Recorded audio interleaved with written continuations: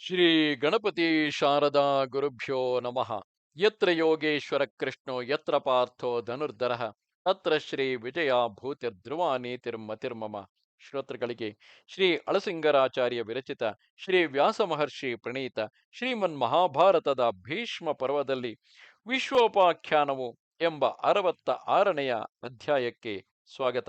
ಹಿಂದಿನ ಅಧ್ಯಾಯದಿಂದ ಆರಂಭವಾದ ಈ ಕಥೆಯು ಈಗ ಮುಂದುವರಿಯುತ್ತಿದೆ. ಆಗ ಲೋಕೇಶ್ವರರಿಗೂ ಈಶ್ವರನಾದ ಭಗವಂತನು ಮೃದು ಗಂಭೀರ ವಾಕ್ಯದಿಂದ ಬ್ರಹ್ಮನನ್ನು ಕುರಿತು, ಕುಮಾರ, ನಿನ್ನ ಉದ್ದೇಶವೇನೆಂಬುದು ನನಗೆ ಯೋಗದೃಷ್ಟಿಯಿಂದಲೇ ತಿಳಿದಿದೆ. ಅದು ನಿನ್ನ ಇಷ್ಟದಂತೆಯೇ ನಡೆಯುವುದು ಎಂದು ಹೇಳಿ ಅಲ್ಲಿದ್ದ ಹಾಗೆಯೇ ಕಣ್ಮರೆಯಾದನು. ಇದನ್ನು ನೋಡಿ ಅಲ್ಲಿ ನೆರೆದಿದ್ದ ದೇವತೆಗಳು, ಋಷಿಗಳು, ಗಂಧರ್ವರು ಆಶ್ಚರ್ಯದಿಂದ ಬೆರಗಾದರು. ಎಲ್ಲರಿಗೂ ಈ ಸಂಗತಿ ಏನೆಂದು ತಿಳಿಯಲು ಬಹಳ ಕುತೂಹಲ ಉಂಟಾಯಿತು. ಆಗ ಎಲ್ಲರೂ ಬ್ರಹ್ಮನ ಮುಂದೆ ಕೈಮುಗಿದು ನಿಂತು, ದೇವ, ಏನಾಶ್ಚರ್ಯವಿದು? ಇಲ್ಲಿಗೆ ಬಂದಿದ್ದ ಮಹಾಪುರುಷನಾರು? ಲೋಕಪೂಜ್ಯನಾದ ನೀನು ಅಷ್ಟು ವಿನಯದಿಂದ ಅವನಿಗೆ ತಲೆ ಬಗ್ಗೆ ನಮಸ್ಕರಿಸಿ ಅಷ್ಟು ಮಟ್ಟಿಗೆ ವಿಶೇಷವಾಗಿ ಸ್ತೋತ್ರ ಮಾಡಿದುದಕ್ಕೆ ಕಾರಣವೇನು? ಆ ದಿವ್ಯ ಪುರುಷನ ವಿಚಾರವೇನೆಂದು ನಿನ್ನಿಂದ ಕೇಳಬೇಕೆಂದಿರುವೆವು ಎಂದರು. ಆಗ ಬ್ರಹ್ಮನು ಅಲ್ಲಿದ್ದ ದೇವತೆಗಳು, ಬ್ರಾಹ್ಮಣರು, ಋಷಿಗಳು, ಗಂಧರ್ವರು ಇವರನ್ನೆಲ್ಲ ನೋಡಿ ಮಧುರ ವಾಕ್ಯದಿಂದ ಹೀಗೆಂದು ಹೇಳುವನು. ಎಲೈ ದೇವಶ್ರೇಷ್ಠರೇ, ಯಾವನು ಹಿಂದೆ ನಡೆದುದು, ಈಗ ನಡೆಯುವುದು, ಮುಂದೆ ನಡೆಯತಕ್ಕದ್ದು ಇವಕ್ಕೆಲ್ಲ ಮೂಲ ಕಾರಣನೋ, ಯಾವನು ಸಮಸ್ತಕ್ಕೂ ನಿಯಾಮಕನೋ, ಯಾವನು ಪರಬ್ರಹ್ಮನೆಂದು ಕರೆಯಲ್ಪಡುವನೋ, ಯಾವನೇ ಕೊನೆಗೆ ಎಲ್ಲಕ್ಕೂ ಪ್ರಾಪ್ಯ ಸ್ಥಾನವೋ, ಅಂತಹ ಪರಮಪುರುಷನೊಡನೆಯೇ ಈಗ ನಾನು ಮಾತಾಡಿದೆನು. ಅವನು ನನ್ನಲ್ಲಿ ಅನುಗ್ರಹದಿಂದ ನನ್ನ ಮುಂದೆ ಗೋಚರಿಸಿದನು.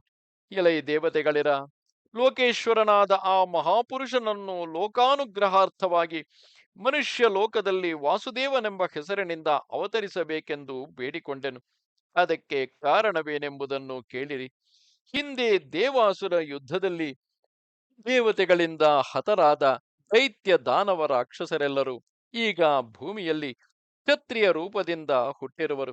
ಅವರೆಲ್ಲರೂ ಮಹಾಬಲಾಢ್ಯರಾಗಿಯೂ ಭಯಂಕರ ರೂಪವುಳ್ಳವರಾಗಿಯೂ ಇರುವರು. ಅಂತಹ ದೈತ್ಯರನ್ನು ವಧಿಸುವುದಕ್ಕಾಗಿ ಭೂಮಿಯಲ್ಲಿ ಅವತರಿಸಬೇಕೆಂದು ಪ್ರಾರ್ಥಿಸಿದನು. ಅದರಂತೆ ಭಗವಂತನು ನರನೊಡನೆ ಸೇರಿ ಆ ಅಸುರರನ್ನು ವಧಿಸುವುದಕ್ಕಾಗಿ ಮನುಷ್ಯ ರೂಪದಿಂದ ಅವತರಿಸಿ ಈ ಭೂಮಿಯಲ್ಲಿ ಸಂಚರಿಸುವನು. ನರನಾರಾಯಣರೆಂದು ಪ್ರಸಿದ್ಧರಾದ ಪುರಾತನ ಮುನಿಶ್ರೇಷ್ಠರಿಬ್ಬರು ಜೊತೆಯಾಗಿ ಮನುಷ್ಯ ಲೋಕದಲ್ಲಿ ಜನಿಸುವರು. ಅವರಿಬ್ಬರು ಎಣೆಯಿಲ್ಲದ ತೇಜಸ್ಸುಳ್ಳವರು, ಯುದ್ಧದಲ್ಲಿ ಯಾರಿಗೂ ದುರ್ಜಯರು. ದೇವತೆಗಳೆಲ್ಲರೂ ಒಂದಾಗಿ ಸೇರಿ ಬಂದರೂ ಅವರನ್ನು ನಿಗ್ರಹಿಸಲಾರರು. ಮೂಢರಿಗೆ ಅವರ ನಿಜಾಂಶವು ತಿಳಿಯದು. ನರನಾರಾಯಣರೆಂಬ ಋಷಿಗಳಿಬ್ಬರು ಭೂಮಿಯಲ್ಲಿ ಅವತರಿಸಿರುವರೆಂಬುದು ಅಜ್ಞರಿಗೆ ತಿಳಿಯಲಾರದು. ಎಲೈ ದೇವತೆಗಳಿರ, ಲೋಕೇಶ್ವರನಾದ ಆ ಮಹಾಪುರುಷನಿಗೆ ನಾನೇ ಮೊದಲು ಹುಟ್ಟಿದ ಜ್ಯೇಷ್ಠ ಪುತ್ರನು. ಮುಂದೆ ಅವನೇ ವಾಸುದೇವನೆಂದು, ಕೃಷ್ಣನೆಂದು ಕರೆಯಲ್ಪಡುವನು. ಅವನು ನಿಮ್ಮೆಲ್ಲರಿಗೂ ಪೂಜ್ಯನು. ಅವನನ್ನು ನೀವೆಲ್ಲರೂ ಅರ್ಚಿಸಬೇಕು.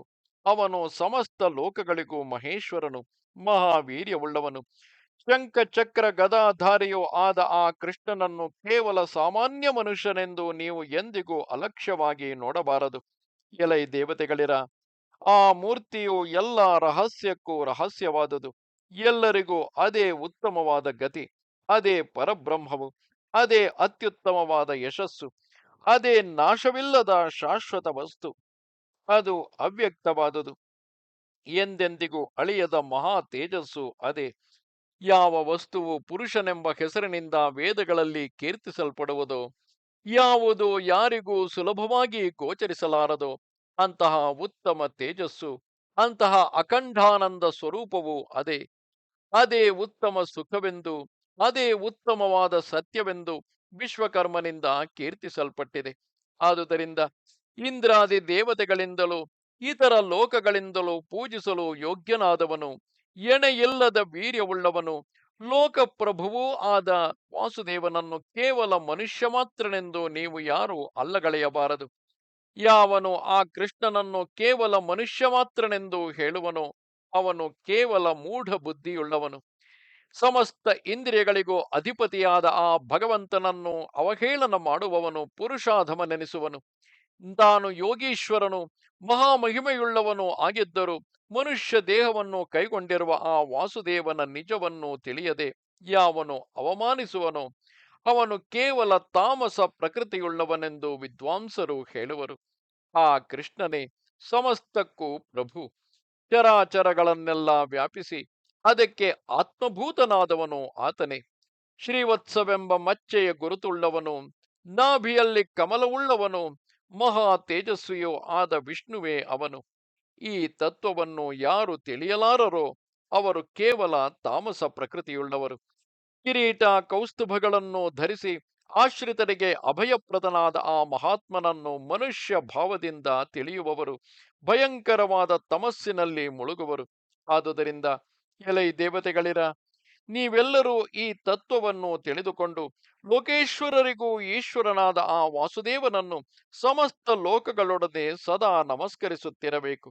ಸರ್ವಲೋಕ ಪ್ರಭುವೆಂದು ನೀವು ಗೌರವಿಸುತ್ತಿರುವ ಅವನೇ ಸರ್ವಲೋಕ ಪ್ರಭುವೆಂದು ನೀವು ಗೌರವಿಸುತ್ತಿರುವ ನಾನೇ ಅವನ ಮಗನೆಂದ ಮೇಲೆ ಇನ್ನು ಹೇಳತಕ್ಕುದೇನು ಎಂದನು. ಭೀಷ್ಮನು ಈ ಕಥೆಯನ್ನು ದುರ್ಯೋಧನನಿಗೆ ಹೇಳುತ್ತಾ, ಓ ದುರ್ಯೋಧನ, ಚತುರ್ಮುಖ ಬ್ರಹ್ಮನು ಅಲ್ಲಿ ನೆರೆದಿದ್ದ ದೇವತೆಗಳಿಗೆ ಹೀಗೆಂದು ಹೇಳಿ ಅವರೆಲ್ಲರನ್ನು ಕಳುಹಿಸಿ ತಾನು ಸ್ವರ್ಗಕ್ಕೆ ಹೊರಟು ಹೋದನು.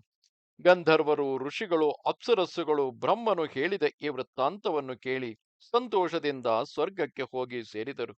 ಹಿಂದೆ ಆ ಮಹರ್ಷಿಗಳೆಲ್ಲರೂ ಕೂಡಿರುವಾಗ ಅವರು ಹೇಳುತ್ತಿದ್ದ ಆ ಶ್ರೀಕೃಷ್ಣನ ತತ್ವವನ್ನು ನಾನು ಅವರಿಂದಲೇ ಕೇಳಿದೆನು. ಅಲ್ಲದೆ ಜಮದಗ್ನಿ ಪುತ್ರನಾದ ಪರಶುರಾಮನು, ಮಹಾಜ್ಞಾನಿಯಾದ ಮಾರ್ಕಂಡೇಯನು, ವ್ಯಾಸ ಮಹರ್ಷಿಯು, ನಾರದನು ನನಗೆ ಆಗಾಗ ಈ ಸಂಗತಿಯನ್ನು ಹೇಳಿರುವರು.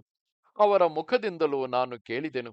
ಹೀಗೆ ಈ ವಿಷಯವನ್ನು ನಾನು ಆಗಾಗ ಕೇಳಿಯೂ ತಿಳಿದು ಆ ವಸುದೇವ ಪುತ್ರನಾದ ಕೃಷ್ಣನೇ ಸರ್ವಲೋಕೇಶ್ವರನು, ಮಹಾತ್ಮನು, ಅವ್ಯಯನು, ಸರ್ವಸಮರ್ಥನೂ ಆದ ಪರಮಾತ್ಮನೆಂದು ತಿಳಿದಿರುವೆನು. ಲೋಕಕ್ಕೆಲ್ಲ ತಂದೆಯಾದ ಬ್ರಹ್ಮನೇ ಯಾವನಿಂದ ಹುಟ್ಟಿದವನೋ ಅಂತಹ ವಾಸುದೇವನನ್ನು ನಮ್ಮಂತಹ ಮನುಷ್ಯರು ಪೂಜಿಸಿ ಭಜಿಸಬೇಕೆಂಬುದನ್ನು ಹೇಳಬೇಕೆ? ಅಪ್ಪ ದುರ್ಯೋಧನ, ನಾನು ಸಾರಿ ಸಾರಿ ಹೇಳುವೆನು. ವೇದ ಪಾರಂಗತರಾದ ಅನೇಕ ಮಹರ್ಷಿಗಳು ಮೊದಲಿನಿಂದಲೂ ನಿನಗೆ ಯುದ್ಧಕ್ಕೆ ಯತ್ನಿಸಬೇಡವೆಂದೇ ಹೇಳಿರುವರು. ಈಗಲೂ ಯುದ್ಧವನ್ನು ಬಿಟ್ಟು ಬಿಡು. ಶಾರಂಗಪಾಣಿಯಾದ ಆ ವಾಸುದೇವನೊಡನೆ ನಿನಗೆ ಯುದ್ಧವೂ ಬೇಡ. ಪಾಂಡವರೊಡನೆಯೂ ನಿನಗೆ ವಿರೋಧವೂ ಬೇಡ. ಎಷ್ಟು ಹೇಳಿದರೂ ನೀನು ಅಜ್ಞಾನದಿಂದ ಆ ಶ್ರೀಕೃಷ್ಣನ ತತ್ವವನ್ನು ತಿಳಿಯಲಾರದೆ ಅತಿಕ್ರಮಿಸಿ ಹೋಗುತ್ತಿರುವೆ. ಇದರಿಂದ ನಿನ್ನನ್ನು ಕ್ರೂರನಾದ ರಾಕ್ಷಸನೆಂದು, ತಮೋಗುಣದಿಂದ ಆವರಿಸಲ್ಪಟ್ಟವನೆಂದು ತಿಳಿಯಬೇಕಾಗಿದೆ. ಏಕೆಂದರೆ ನರನಾರಾಯಣರ ಅಂಶದಿಂದ ಹುಟ್ಟಿದ ಆ ಶ್ರೀಕೃಷ್ಣನನ್ನು, ಧನಂಜಯನನ್ನು ನೀನು ದ್ವೇಷಿಸುತ್ತಿರುವೆ. ಬೇರೆ ಯಾವ ಸಾಮಾನ್ಯ ಮನುಷ್ಯನು ತಾನೇ ಆ ಮಹಾತ್ಮನನ್ನು, ಆ ದೇವಾಂಶದವರನ್ನು ವಿರೋಧಿಸುವನು?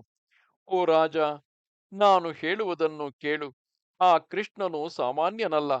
ಅವನು ಯಾವಾಗಲೂ ಏಕರೂಪವಾಗಿರತಕ್ಕವನು, ನಾಶರಹಿತನು, ಸಮಸ್ತ ಜಗದಾತ್ಮಕನು, ಎಲ್ಲವನ್ನೂ ನಿಯಮಿಸತಕ್ಕವನು, ಎಲ್ಲವನ್ನೂ ಧರಿಸತಕ್ಕವನು, ಎಲ್ಲಕ್ಕೂ ಆಶ್ರಯನು, ಸತ್ಯ ಸ್ವರೂಪನು.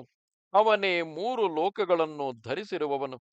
ಚರಾಚರಾತ್ಮಕವಾದ ಸಕಲ ಪ್ರಪಂಚಗಳಿಗೂ ಆತನೇ ಗುರು. ಅವನು ಸರ್ವ ಸಮರ್ಥನು. ಈಗ ಯುದ್ಧ ಮಾಡುವವನು ಅವನೇ. ಯುದ್ಧದಲ್ಲಿ ಜಯವೂ ಅವನೇ. ಮುಂದೆ ಜಯಿಸತಕ್ಕವನು ಅವನೇ. ಎಲ್ಲಕ್ಕೂ ಅವನೇ ಶರೀರಭೂತನು, ಸರ್ವೇಶ್ವರನು, ಸರ್ವಾತ್ಮಕನು. ರಜಸ್ತಮೋ ಗುಣಗಳು ಅವನನ್ನು ಹೊಂದಲಾರವು. ದುರ್ಯೋಧನ, ಅಷ್ಟೇಕೆ, ಎಲ್ಲಿ ಕೃಷ್ಣನೋ ಅಲ್ಲಿ ಧರ್ಮವು, ಎಲ್ಲಿ ಧರ್ಮವೋ ಅಲ್ಲಿ ಜಯವು. ಆ ಕೃಷ್ಣನ ಮಹಾಪ್ರಭಾವದಿಂದಲೂ ಅವನ ಸಾಕ್ಷಾತ್ ಸ್ವರೂಪ ಸಂಬಂಧದಿಂದಲೂ ಪಾಂಡವರು ರಕ್ಷಿಸಲ್ಪಡುತ್ತಿರುವರು. ಅವರಿಗೆ ಜಯವು ನಿಶ್ಚಯವು. ಪಾಂಡವರಿಗೆ ಕ್ಷೇಮವನ್ನು ಕೋರಬೇಕೆಂಬ ದೃಢಬುದ್ಧಿಯಿಂದಲೇ ಆ ಕೃಷ್ಣನು ಸದಾ ಕಾಲವೂ ಚಿಂತಿಸುತ್ತಿರುವನು. ಆ ಪಾಂಡವರ ಸೈನ್ಯಗಳನ್ನು ಅವನೇ ರಕ್ಷಿಸುತ್ತಿರುವನು. ಅವರಿಗೆ ಯಾವ ಭಯವೂ ಇಲ್ಲದಂತೆ ಕಾಪಾಡುತ್ತಿರುವನು. ದುರ್ಯೋಧನ, ನೀನು ಕೇಳಿದುದರಿಂದ ನಾನು ಹೇಳಬೇಕಾಯಿತು. ಆ ಕೃಷ್ಣನು ದೇವದೇವನೆನಿಸಿದ ಮತ್ತು ಶಾಶ್ವತನಾದ ಪರಮ ಪುರುಷನೆಂದೇ ತಿಳಿ. ಯಾರಿಗೂ ಗೋಚರವಲ್ಲದ ಮಹಾಮಹಿಮೆಯುಳ್ಳವನು, ಮಂಗಳ ಸ್ವರೂಪನು, ಸಾಕ್ಷಾತ್ ವೈಕುಂಠನಾಥನೇ ಅವನು. ಸ್ವಕರ್ಮ ನಿರತರಾದ ಬ್ರಾಹ್ಮಣ, ಕ್ಷತ್ರಿಯ, ವೈಶ್ಯ, ಶೂದ್ರರೆಲ್ಲರೂ ಅವನನ್ನು ಯಾವಾಗಲೂ ಸೇವಿಸಿ ಅರ್ಚಿಸುತ್ತಿರುವರು. ಹೀಗೆಂದು ದ್ವಾಪರ ಯುಗದ ಕೊನೆಯಲ್ಲಿ, ಕಲಿಯುಗದ ಆರಂಭದಲ್ಲಿ ಪಾಂಚರಾತ್ರಾಗಮ ಪಾಂಚರಾತ್ರಾಗಮದ ವಿಧಿಯಿಂದ ಸಂಕರ್ಷಣನೆ ಹೇಳಿರುವನು. ಕೃಷ್ಣ ರೂಪದಿಂದ ಅವತರಿಸಿರುವ ವಾಸುದೇವನೇ ಎಲ್ಲ ದೇವ ಮನುಷ್ಯ ಲೋಕಗಳನ್ನು, ಸಮಸ್ತ ಭೂಮಿಯನ್ನು, ಪ್ರತಿ ಯುಗಾಂತದಲ್ಲಿಯೂ ಮನುಷ್ಯ ವಾಸಸ್ಥಳವನ್ನು ತಿರುಗಿ ಸೃಷ್ಟಿಸತಕ್ಕವನು ಎಂದನು. ಇದು 66ನೆಯ ಅಧ್ಯಾಯವು. ನಮಸ್ತೆ ಶಾರದೆ ದೇವಿ, ಕಾಶ್ಮೀರ ಪುರವಾಸಿನಿ, ತ್ವಾಮಹಂ ಪ್ರಾರ್ಥೆಯೇ ನಿತ್ಯಂ, ವಿದ್ಯಾದಾನಂಚ ದೇಹಿಮೆ. ನಮಸ್ಕಾರ.